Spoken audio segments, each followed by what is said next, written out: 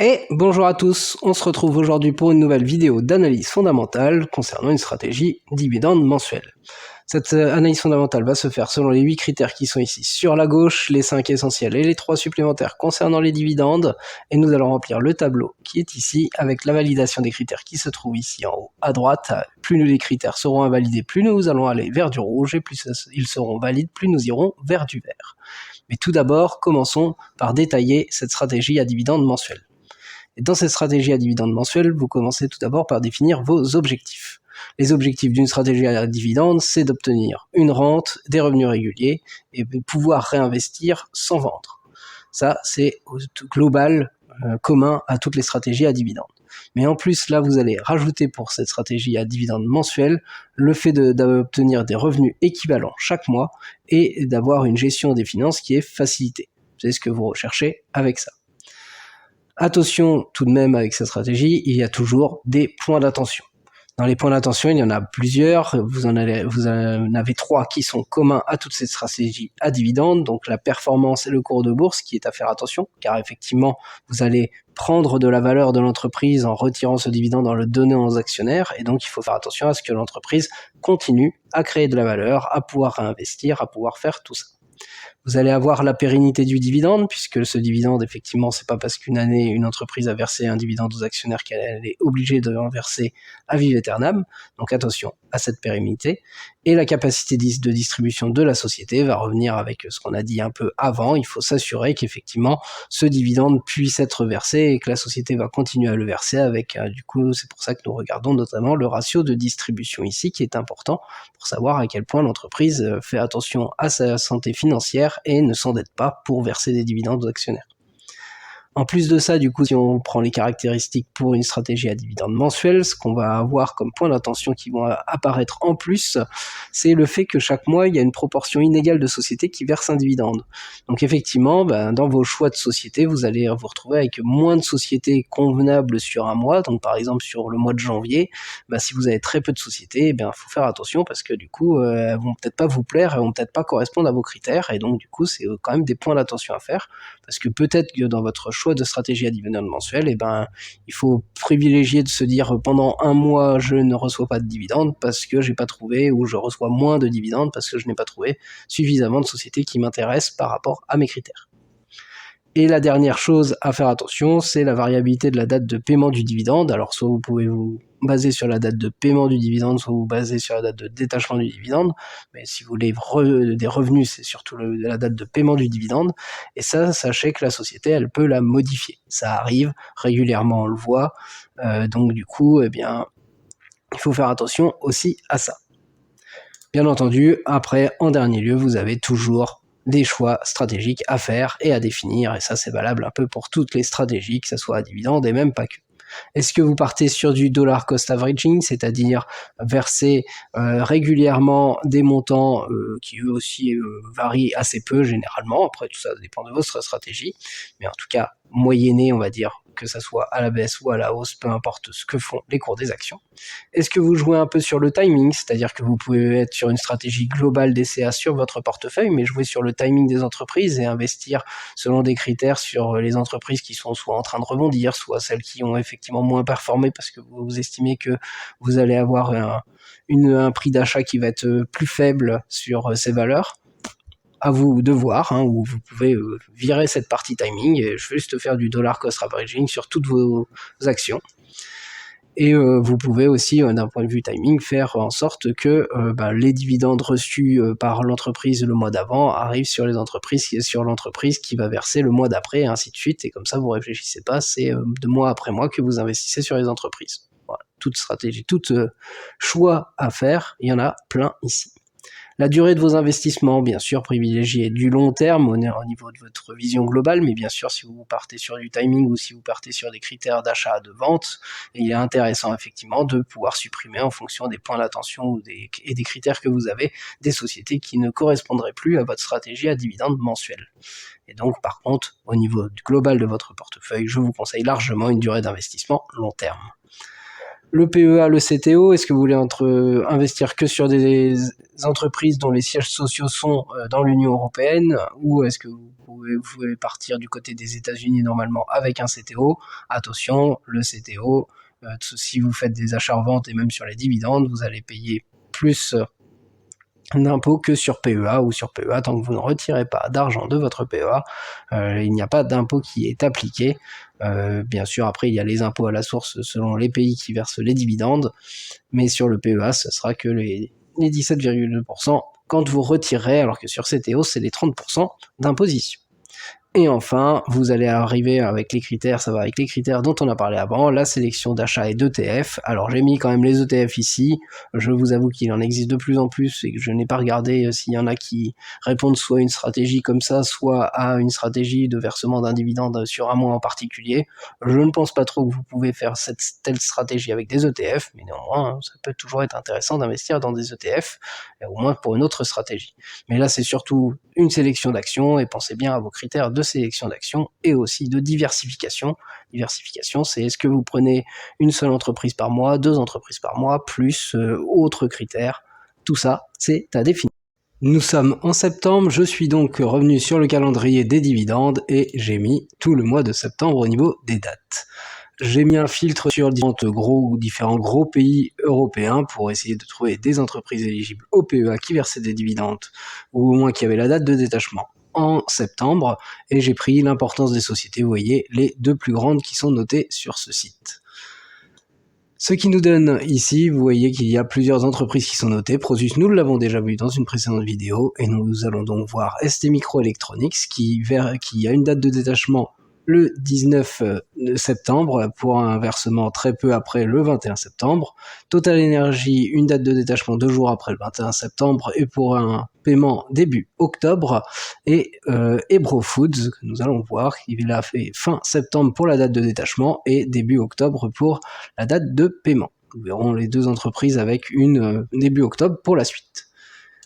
Commençons donc par STMicroelectronics, qui est souvent appelée simplement ST. C'est une multinationale franco-italienne qui conçoit, fabrique, commercialise des puces électroniques, des semi-conducteurs. C'est l'un des tout premiers acteurs mondiaux du secteur économique de la production de semi-conducteurs, et comme vous le voyez, en septembre 2017, le groupe a réintégré le CAC 40, le gros indice des 40 plus grosses sociétés françaises, après en être sorti 4 ans auparavant. La société elle a été créée en 1987, ça fait donc déjà bien longtemps maintenant, et au niveau de ses effectifs, vous voyez qu'ils étaient environ 45 500, on n'a pas la date qui est indiquée ici. Si on va voir un peu plus en détail pour ce groupe, eh bien ses clients, vous voyez que ces clients ils couvrent toute la gamme de produits de détection et de puissance, de composants pour l'automobile, de solutions de traitement embarquées, de la gestion et l'économie d'énergie, à la confidentialité et la sécurité des données, de la santé, le bien-être aux appareils intelligents grand public, chez soi, en voiture, au bureau, en se divertissant ou en travaillant. Les produits de ST sont présents partout où la microélectronique apporte une contribution positive novatrice au quotidien. ST Microelectronics perfectionne la technologie pour mieux profiter de la vie et impose son concept de life augmented. En gros, comme pour beaucoup de grosses sociétés, comme ça fait partie des leaders du marché des semi-conducteurs, les semi-conducteurs, maintenant, on en trouve effectivement un peu partout dans nos vies. Il n'y a pas ici de détails sur la répartition géographique, mais au niveau de la géographie, on peut voir que ST Microelectronics ici dispose de nombreuses implantations. On voit ici les gros sites en France, en Italie, encore en Italie, encore en France, à Singapour, en Inde, encore en France, au Maroc, la Chine, et vous voyez d'autres sites, Malte notamment, Genève en Suisse, et vous en voyez tout un tas d'autres dans tout un tas de pays, donc ne vous inquiétez pas, parce que pour cette grande entreprise qui fait partie des leaders au niveau des semi-conducteurs, eh bien, il n'y a pas de souci à se faire, ni pour sa marque de fabrique, ni pour la répartition de ses activités, ni pour la répartition géographique, c'est donc du vert côté business. Vous pouvez bien sûr aller sur leur site pour aller voir tous leurs produits, leurs applications, leurs solutions et ainsi de suite. La capitalisation boursière, elle est affichée ici à 31,076 billions, donc milliards d'euros, puisque nous sommes du côté européen, même du côté français, et donc du coup, c'est une grosse capitalisation boursière du CAC 40, du gros indice français, et c'est donc du vert côté de la capitalisation boursière. Le résultat net, le net income en orange sur le graphique ici, le total revenu, ça correspond au chiffre d'affaires en bleu ici. On voit que nous prenons sur les 5 dernières années, on s'intéresse ici, de 2017 à 2021. Le net income, eh bien, à l'œil nu, ça se voit, c'est croissant. Néanmoins, c'est pas globalement croissant, puisque vous voyez que en 2018, nous étions à 1,09 billion indiqué ici, et nous passons à un peu moins de 1 billion en 2019. Donc, du coup, c'est en augmentation, mais pas complètement. C'est plus croissant au niveau du chiffre d'affaires.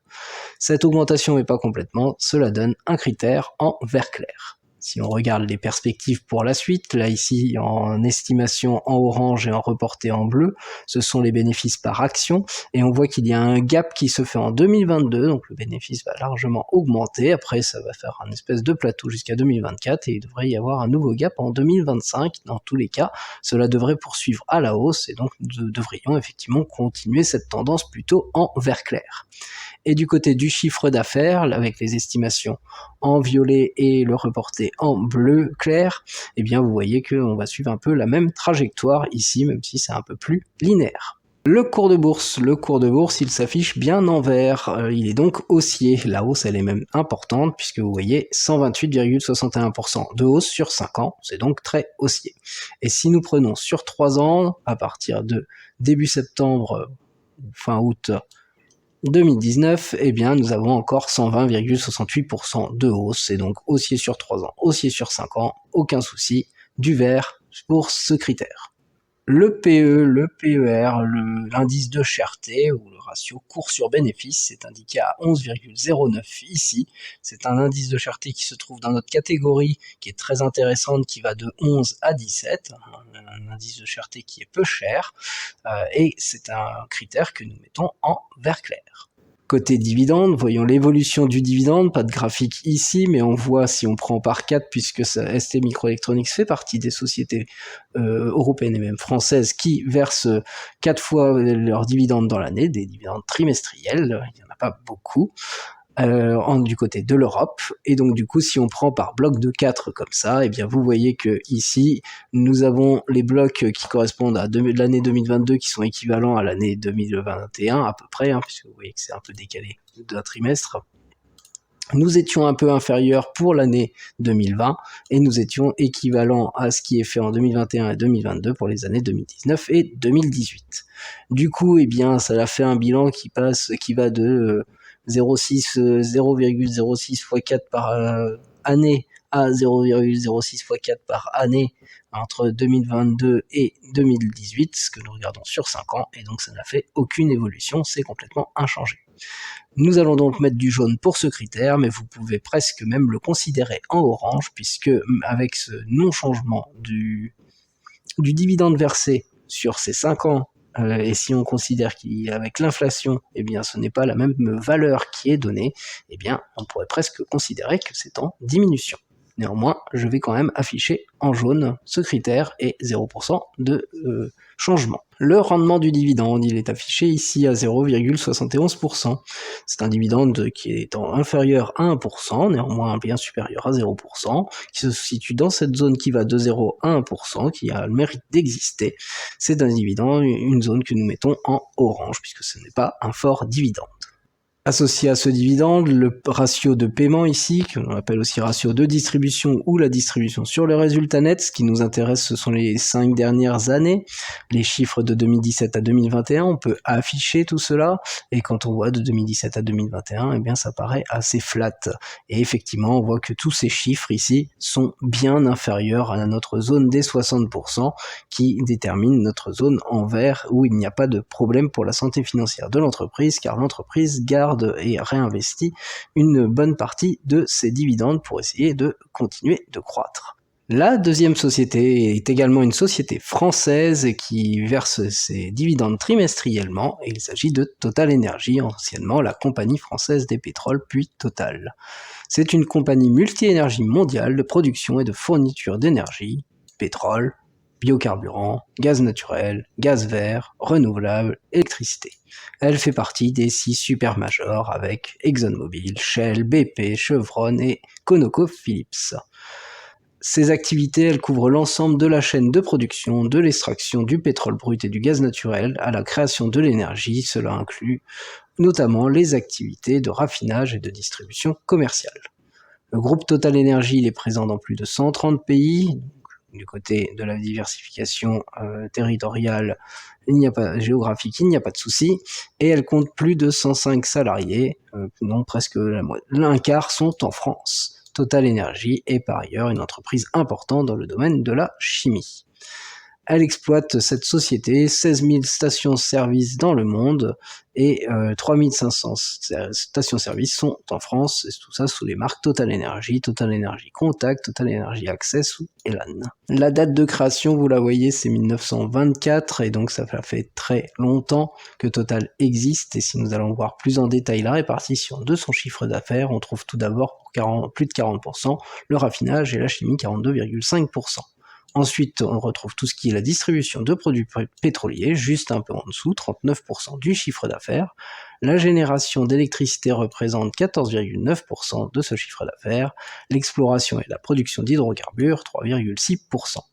Et côté répartition géographique, le détail, vous voyez que c'est 21% en France, 41,3% du chiffre d'affaires en Europe, 11,2% de ce chiffre d'affaires du côté de l'Amérique du Nord, l'Afrique représente 9,5% du chiffre d'affaires et il reste 17 autres pourcents. Bonne répartition sur les activités, bonne répartition géographique, c'est un des premiers leaders mondiaux, donc au niveau de la marque, il n'y a aucun problème. Pour une société bien en place depuis 1924, nous pouvons mettre du vert sans hésiter côté business. Et vous pouvez retrouver tout sur leur site internet au niveau des détails, il y en a beaucoup. La capitalisation boursière, elle est affichée ici, c'est 128,226 billions d'euros, puisque nous sommes du côté d'une grosse entreprise du CAC 40, et c'est donc effectivement une très grosse capitalisation boursière dans cet indice principal français. C'est donc du vert pour la capitalisation boursière. Côté du net income et du total revenu, donc du bénéfice en orange et du chiffre d'affaires en bleu, vous voyez l'évolution. Nous regardons sur les 5 dernières années, c'est là où nous nous concentrons. On le voit encore à l'œil nu, c'est en augmentation entre 2021 et 2017. Néanmoins, on voit que l'année 2020, il y a eu des pertes et pas des bénéfices. Et même au niveau du chiffre d'affaires, on voit qu'il a quand même bien chuté en 2020, année de la crise Covid. Donc globalement, c'est en augmentation, mais pas complètement. C'est donc un critère que nous mettons en vert clair.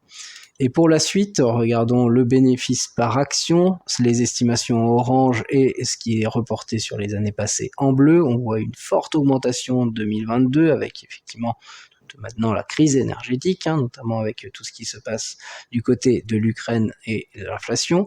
Et par contre, on voit que les estimations sont à la baisse au fur et à mesure des années. C'est vraiment le pic en 2022.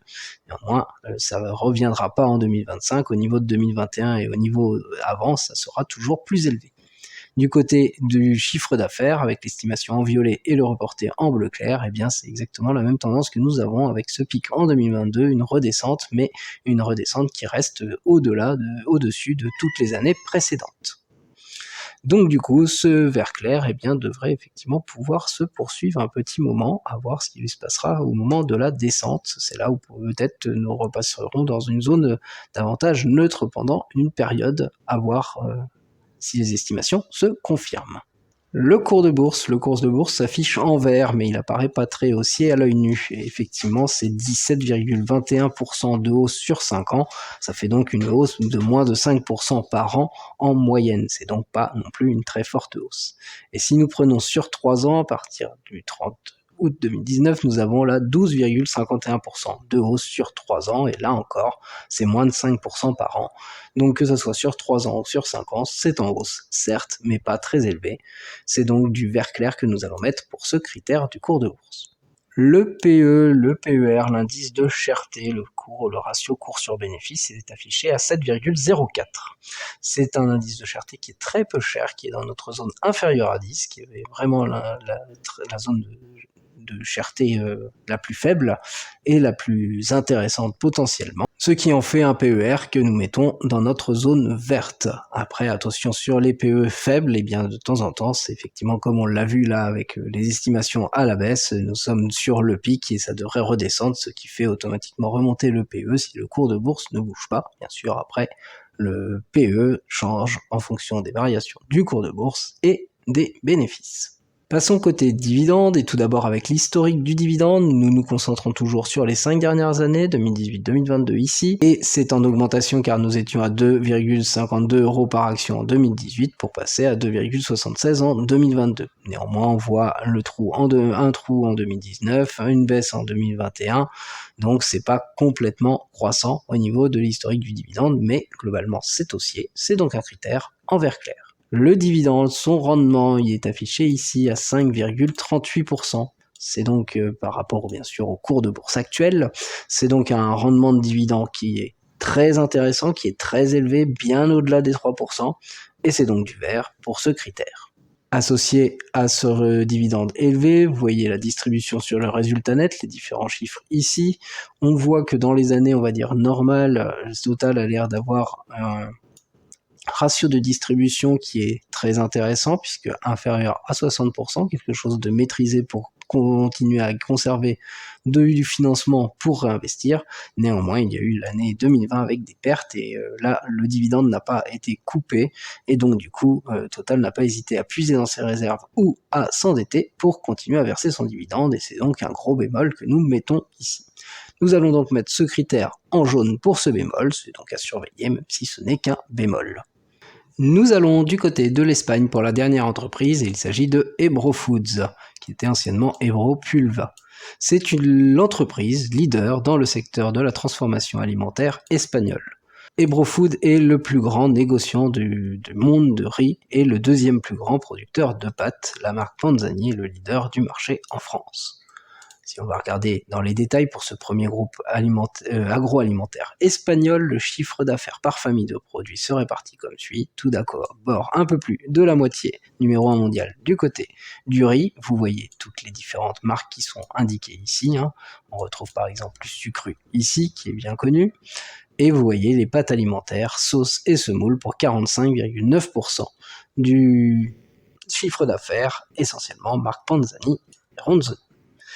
Autre, 1,3%, cela représente notamment les produits de biotechnologie à base d'ingrédients naturels qui sont destinés aux industries agroalimentaires. Il est à noter que 92,8% du chiffre d'affaires est réalisé à l'international. Du côté des activités, ce n'est pas hyper diversifié, néanmoins c'est le numéro 1 mondial dans différents secteurs et le groupe numéro 1 du côté de l'Espagne.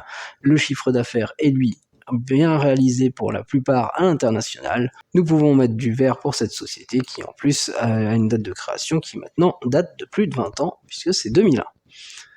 Bien sûr, sur leur site internet, vous retrouvez toutes leurs différentes brands, leurs différentes marques et autres infos nécessaires. La capitalisation boursière, elle s'élève ici à 2,431 billions, donc milliards d'euros. C'est une grosse capitalisation boursière, bien inférieure aux deux sociétés précédentes qui étaient françaises, mais néanmoins une grosse capitalisation boursière, puisqu'elle est supérieure à 500 millions d'euros, et c'est donc du vert pour ce critère. L'évolution du résultat net en orange ici, c'est le net income, et du chiffre d'affaires, le total revenu ici sur le graphique en bleu, eh bien nous nous concentrons sur les 5 dernières années et nous voyons effectivement que c'est en baisse puisqu'en 2017 on voit que la barre orange était plus grande qu'en 2021. Donc sur 5 ans c'est en baisse, par contre sur 3 ans c'est en hausse puisque vous voyez qu'on passe d'un net income de 125,97 millions à un net income de 154,89 millions. Donc une baisse globale sur 5 ans, mais une hausse sur 3 ans. Nous pouvons mettre du jaune pour ce critère. Pour la suite, vous voyez que les estimations sont encore une baisse en 2022 par rapport à 2021, mais après ça devrait repartir plutôt à la hausse, et du coup on voit effectivement que la tendance sa tendance à plutôt ne pas bouger. Donc cette tendance en jaune et ce critère en jaune pourrait rester en jaune, mais si effectivement on suit cette petite tendance à l'évolution du bénéfice par action, ici les estimations en orange et le reporté en bleu, eh bien cela pourrait même passer en vert certaines années. Entre le jaune et le vert en tout cas. Du côté du chiffre d'affaires, estimation en violet et en bleu, le bleu clair, le reporté, eh bien vous voyez qu'on est aussi sur cette hausse. Néanmoins, c'est exactement comme pour le bénéfice par action, cette hausse, elle n'est pas très marquée et on voit une tendance qui est plutôt assez neutre. Donc ce critère en jaune et qui pourrait effectivement rester soit dans cette zone jaune très moyenne, très neutre, soit un peu en vert clair à certains moments. Le cours de bourse, il apparaît en rouge, il est donc baissier. Néanmoins, la baisse, elle n'est pas énorme, hein, puisque c'est 20,14% de baisse sur 5 ans, c'est donc moins de 5% de baisse par an. Par contre, si nous regardons à partir du 30 août 2019, là nous avons 16,94% de baisse sur 3 ans, là c'est un tout petit peu supérieur à 5% par an, néanmoins c'est pas non plus énorme, et dans tous les cas, nous pourrons mettre un critère en orange pour une baisse, mais une baisse qui n'est pas extrêmement prononcée.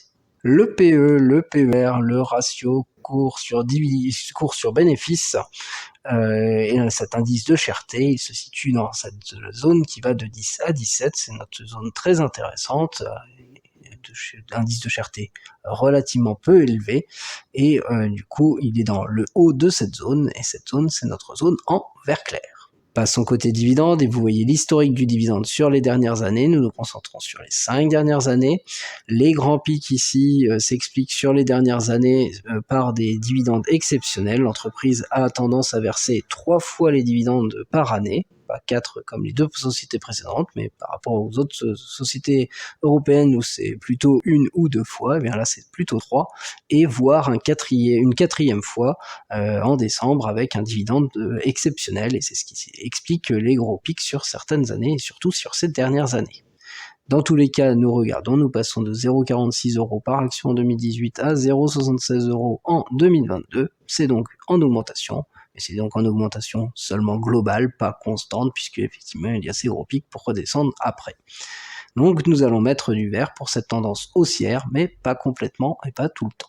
Le rendement du dividende, il s'élève ici à 2,92% avec le cours de bourse actuel. C'est un rendement qui est dans notre zone intéressante qui va de 2 à 3%, mais qui est inférieur à 3% tout de même. C'est donc la zone que nous mettons en vert clair, même s'il est proche de la zone en vert. Associé à ce dividende, le ratio de paiement, la distribution sur le résultat net ou le ratio de distribution. Vous voyez les chiffres ici, nous nous concentrons sur les 5 dernières années. Et sur les 5 dernières années qui vont de 2017 à 2021, ici nous voyons des chiffres qui sont relativement bas, au moins jusqu'à 2020, puisque c'est inférieur à 60%. Ça a l'air d'être dans la politique de l'entreprise, puisqu'on voit même avant c'était aussi la même chose. Seulement en 2021, où les bénéfices n'ont pas été forcément énormissimes, eh bien cela a augmenté un peu, puisque nous sommes dans la zone à 76%, et donc c'est notre zone qui va de 70 à 80%, c'est notre zone en jaune, donc moyenne. Donc rien d'inquiétant non plus, c'est un petit bémol, et c'est pour ça que nous terminons par un critère où nous marquons ce petit bémol, et un critère en vert clair, mais vraiment rien d'inquiétant pour la santé financière de l'entreprise.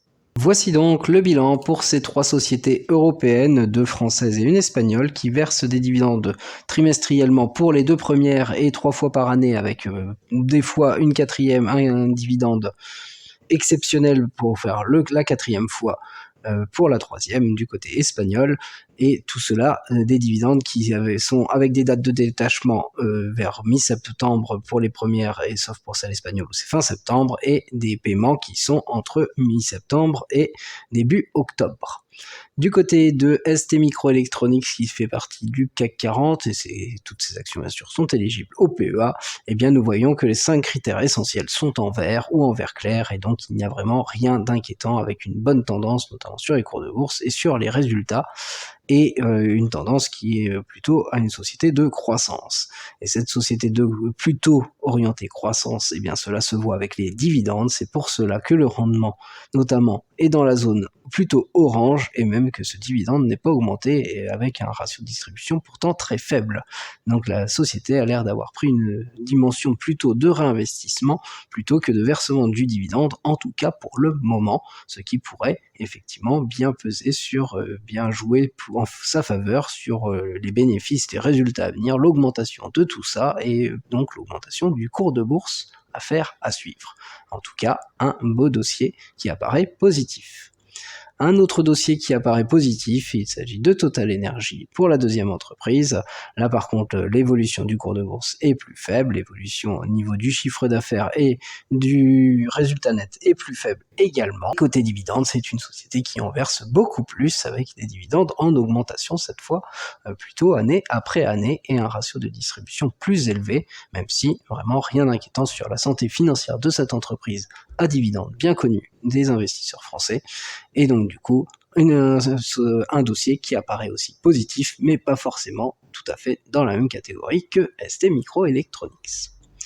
Du côté de l'Espagne, pour Ebro, eh bien le dossier il apparaît beaucoup plus mitigé, puisque deux critères parmi les 5 essentiels ne sont pas en vert cette fois-ci. Vous voyez le cours de bourse qui a une tendance plutôt baissière tout de même, c'est quand même 20% en moins sur 5 ans, et des résultats qui eux sont plutôt très neutres, même si vous voyez en plus le chiffre d'affaires et le résultat net sur les 5 ans sont affichés avec des résultats en rouge. Du côté des dividendes, par contre, il n'y a rien à dire sur cette société. Le rendement est, lui, élevé. Le dividende plutôt en augmentation, avec des dividendes exceptionnels sur les dernières années. Et le ratio de distribution plutôt maîtrisé, et même proche, même si c'est assez proche de cette zone, à 60%. Mais dans tous les cas, le dossier apparaît quand même plus mitigé au niveau des résultats et du cours de bourse, et de la tendance à venir sur les résultats, et donc il serait porteur sur le cours de bourse. Là aussi, c'est une société à dividendes, pas d'inquiétude sur la santé financière de l'entreprise, mais là non plus, c'est pas une société qui est portée vers une forte croissance, en tout cas ce ne sont pas les estimations à venir. Je vous laisse avec ces 3 sociétés ici, qui sont différentes les unes des autres, dans des secteurs bien différents, et même des choses qui les portent différemment. Je vous souhaite une très bonne rentrée, je vous souhaite un très bon week-end, et je vous dis à très bientôt pour une prochaine vidéo.